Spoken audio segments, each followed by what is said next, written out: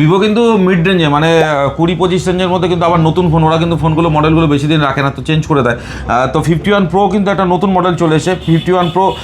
Battery কিন্তু অনেক বড় ব্যাটারি, ফোনটাও অনেক সাইজটা কিন্তু কম্প্যাক্ট আমি বলবো না, সাইজটা যারা একটু বড় ডিসপ্লের ফোন পছন্দ করেন তাদের কথা মাথায় রেখে কিন্তু এই ফোনটা করেছে, কারণ গেম টেম খেলতে গেলে কিন্তু বড় ডিসপ্লে লাগে, আর তার সঙ্গে লাগে কিন্তু ব্যাটারি। এখানে কিন্তু রয়েছে 7000-এর উপরে, 7000 mAh-এর উপরে ব্যাটারি, 7250 mAh ব্যাটারি রয়েছে। আর কি ফিচার্স আছে আমরা একটু জেনে নিই। IP69 তো রয়েছে, IP69 মানে সামনে বর্ষা আসছে, মানে এগুলো হার্ডি ফোন, মানে রেগুলার ইউজের ফোন, মানে খুব যারা হার্ডওয়ার্ক করে, মানে একদম খুব রাফলি ফোন ইউজ করে তাদের জন্য এইসব ফোনগুলো কিন্তু বানানো। তো দেখিয়ে দিই কী আছে। আমার ভাই আছে, ও একটু ফিচার্স আরও ভালো বলতে পারবে, একটু বলে দাও ফিচার্সগুলো কী আছে। তো ফার্স্ট অফ অল এটা একটা মিড রেঞ্জের ফোন, যেটার মধ্যে ভিভো কিন্তু এনেছে 7200 mAh ব্যাটারি দিয়ে মিড রেঞ্জের, যেটা হচ্ছে স্টুডেন্টসের জন্য বা যারা মার্কেটে কাজ করে যাদের ব্যাটারিটা খুব বেশি দরকার পড়ে তাদের জন্য। এবং তার সঙ্গে দরকার পড়ে কিন্তু প্রসেসরও কিন্তু এখানে দিয়েছে ডিমেনসিটি 7360 টার্বো, যেটা এতদিন ফ্ল্যাগশিপ সেগমেন্ট ইউজ করা হতো, ওটা কিন্তু ভিভো এনহ্যান্স করে নিয়ে এসছে মিড রেঞ্জের ফোনে। তো পারফরমেন্স কিন্তু অসাম থাকবে, অ্যান্ড এআই এর এফিসিয়েন্সি টুলস তো এর মধ্যে রয়েছে, অ্যান্ড যেহেতু ব্যাটারি ব্যাকআপ রয়েছে প্রচুর, আপনি সারাদিন ইউজ করতে পারছেন। নেক্সট এটা ওভারঅল ড্রপ রেজিস্ট্যান্স রয়েছে, হাত থেকে পড়লেও ভাঙার চান্সেস। তো একটা ফোন কিনে আমরা অ্যান্ড্রয়েড ফোন কিনে যেই ভুগতাম যে আমাদের ব্যাটারি থাকতো না, একটুখানি গেলে পরেই ব্যাটারি অর্ধেক হয়ে যেত, একটুখানি রাস্তায় গেম টেম খেললেই ব্যাটারি ড্রেন হয়ে যেত।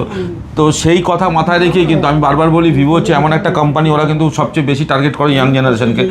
ইয়াং জেনারেশনের যা যা প্রয়োজন তারা কিন্তু ফোনের মধ্যে সবসময় নিয়ে আসে। দেখুন এখানে ডিসপ্লেটাকে বাড়িয়ে দিয়েছে, তো এখানে একটা ডাইনামিক লাইট রয়েছে। তো এই ডাইনামিক লাইটটা যদি কী করে একটু জানানো যেত আমাদের। ফার্স্ট অফ অল ডাইনামিক লাইটের কাজ হচ্ছে, আমরা অনেক সময় এমন পজিশনে থাকি যেখানে ফোন সাইলেন্ট থাকে, তো সাইলেন্ট থাকলে আমরা কিন্তু বুঝতে পারি না কে কল করছে বা কোনো কিছু হচ্ছে, তো ফোন উল্টে রাখলেও সেখানে নোটিফিকেশন লাইট হিসাবে কিন্তু এটা কাজ করবে, যেটা খুবই দরকারি একটা ফোনের জন্য। ফোন উল্টে রাখলে সাইলেন্ট পজিশনের জন্য এটা দেওয়া রয়েছে ফোনের মধ্যে। ফোন আর সোজা রাখতে হবে না, এবার থেকে ফোন উল্টো রাখলেই চলবে।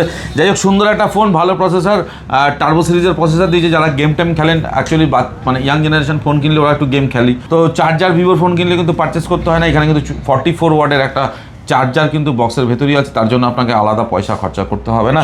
তো সেই নিয়েই সব কিছু একটা ফোন বার করেছে ভিভো। ওভারঅল যদি আমরা বলি যে ডিসপ্লে কোয়ালিটি, প্রসেসর, ব্যাটারি সব কিছু নিয়ে কিন্তু মোটামুটি একটা ভালো ফোন। কারণ এখন ফোনের দাম একটু বেশি, আপনারা জানেনই সবাই, সব জিনিসের দাম বেড়ে গেছে ইলেকট্রনিক্স ডিভাইসের।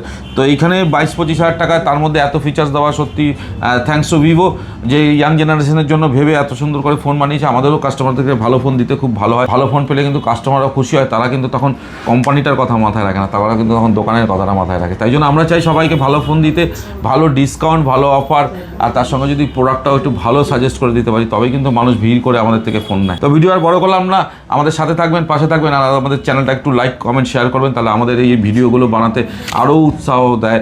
তো থ্যাংক ইউ ভেরি মাচ।